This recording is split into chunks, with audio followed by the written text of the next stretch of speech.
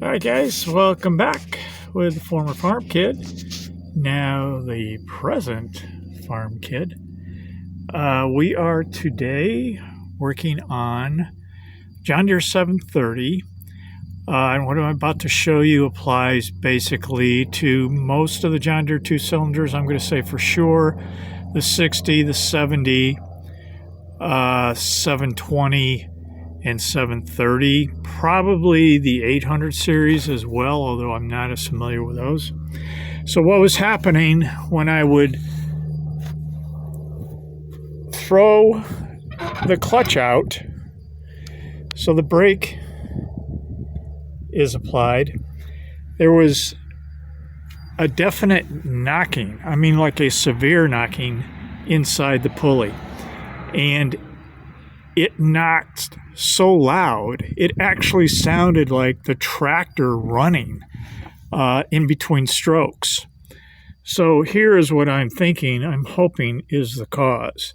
Watch the teeth closely. And you hear that sound? If you can magnify that by about 50, that's the sound I was hearing. Now this is an old original plate. I have the new ones, so you can see the play there. And I'm going to take a minute here and go ahead and install it. So here we are back now, and with a new driver disc, I believe is what John Deere calls this. I will check to be sure. But here's how much play this has.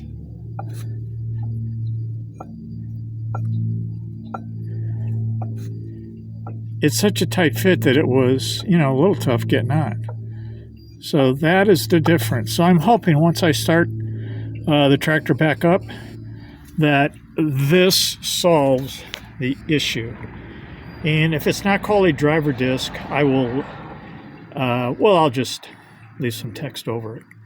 So this is for the clutch issue. We've got other issues with this, but, like one thing at a time. Thanks for watching. If this has been helpful to you, give me a thumbs up. God bless. Keep up the great work. See you next time.